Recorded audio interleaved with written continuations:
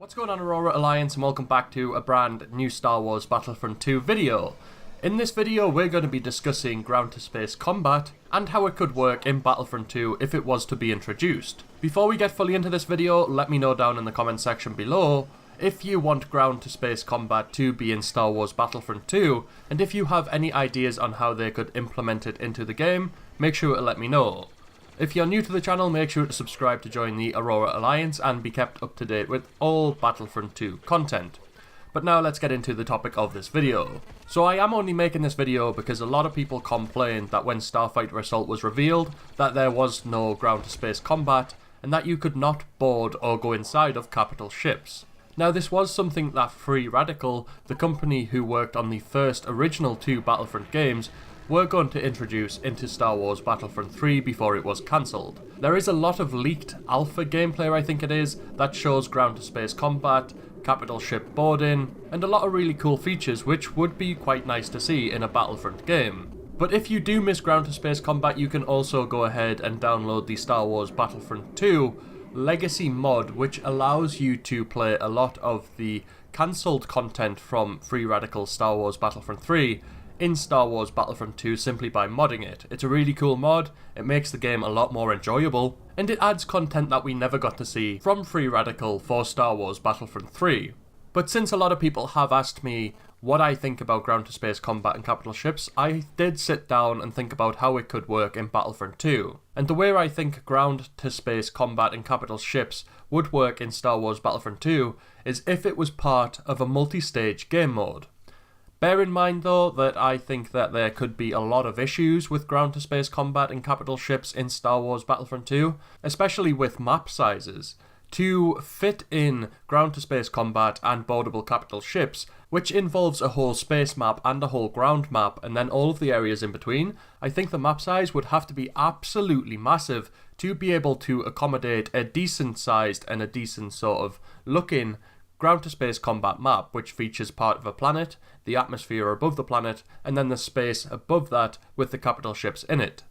I also think player count could be a big issue for ground-to-space combat, because with maps needing to be so big, the player count would need to be really high to make sure that it was quite a fast-paced game mode. If you say had 40 players in a ground-to-space combat game and the maps were massive, you would go for long periods of time without even coming across anybody. So I think to support ground-to-space combat and capital ships, the map size would need to be a lot bigger than it has been in previous Battlefront games, and the player count would also have to be a lot higher to support such large-scale battles. But onto the multi-stage game mode. If ground-to-space combat and capital ships were going to be in Battlefront 2, and it was going to be done through a multi-stage game mode, I think stage 1, you would need to have a defending team which started on the planet's surface and would have to destroy attacking teams' ships with anti-air defences and their own starfighters, while the attacking team starts in space or inside of the capital ships and have to use starfighters to attack the planetary defences and can land on the planet as well to also attack the defending team which are running around on the planet. For stage 1, I'd say both teams would be able to use starfighters and heroes, with only the defending team being able to use ground vehicles. I think the ground vehicles would act as some sort of anti-air defense for the defending side. Then for stage 2 to work, I think the defending team would need to retreat to a base to defend some form of objective, such like data tapes or some resources or shield generators, etc, etc. While the attacking team have to retrieve the data tapes or resources or destroy the shield generators or resources, etc. And in this stage I'd say both teams can use starfighters still to keep it ground-to-space combat, ground vehicles to work as anti-air defences, and heroes to make the game mode a little bit more interesting during stage 2. Then moving on to stage 3, I'd say the defending team would now have to destroy the attacking team's commanding capital ship by boarding the ship to take down the shield generator and destroy parts of the ship on the outside using starfighters when the shields are down. Then the original attacking team would have to defend their commanding capital ship until they are ready to jump to hyperspace and escape with the data tapes or the resources, or having known they've destroyed the shield generators, etc. And in this stage I'd say both teams should be able to use starfighters with hero ships, and both teams can only board the commanding capital ship to destroy and defend the shield generators for the commanding capital ship, with only the original attacking team able to use commanding capital ship turrets to destroy enemy starfighters and hero ships.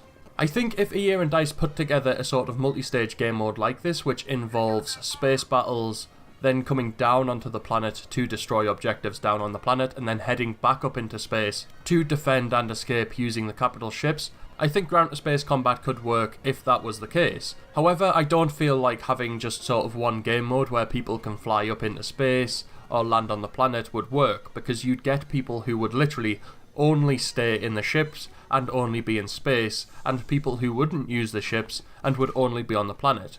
So you could end up with only say 5 or 10 people on the planet battling it out, with say 15 to 20 people in space battling it out. So it would be two completely separate battles going on, which wouldn't really be very linked, and I wouldn't really see much point in that. I feel like if ground-to-space combat and capital ships were going to feature in Star Wars Battlefront 2, there would need to be some form of objective, either in space or on the planet, or in space and on the planet, just to make sure that everybody uses the starfighters, everybody lands on the planets and uses the vehicles down there. Everybody is kind of participating in both sides of the battles in space and on the planet, rather than just having their preference of getting in a starfighter straight away, heading into space, and then never coming back down until the game mode ends. But I feel like Starfighter Assault in Battlefront 2 is a good enough game mode that we don't really need boardable capital ships and ground-to-space combat. You have objectives in Starfighter Assault to keep you engaged in the game mode at all times, and make it feel like a real mission. In the Star Wars universe, in the movies anyway, we rarely ever see ground-to-space combat happening. You don't really see, say for example, when destroying the Death Stars in the original trilogy, the X-Wings stay in space around the Death Star. They don't fly to the Death Star, shoot at it a little bit, then head down to the planetary surface. It doesn't really work like that in the Star Wars movies. In the Clone Wars TV series, you do get a bit of ground-to-space combat going on, but it isn't really that much. But back to my original point. I'm not someone who really wants ground-to-space combat in Battlefront 2. If it was there, I think it would be cool, don't get me wrong, but I'm not going to demand it to be in the game, because I understand that there is going to be limitations in the game.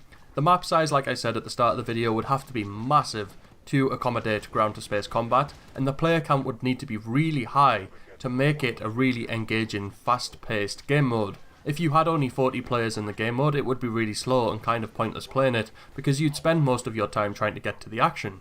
If you're going to have ground-to-space combat and capital ships, you need to give people a reason to go into space, to go inside the capital ships, to destroy things in it, to land on the planetary surface and have a battle down there, then head back up into space. Just having ground-to-space combat, for the sake of it, wouldn't really work in my opinion. But like I said at the start of the video, let me know down in the comments section below your opinion on ground-to-space combat and capital ships.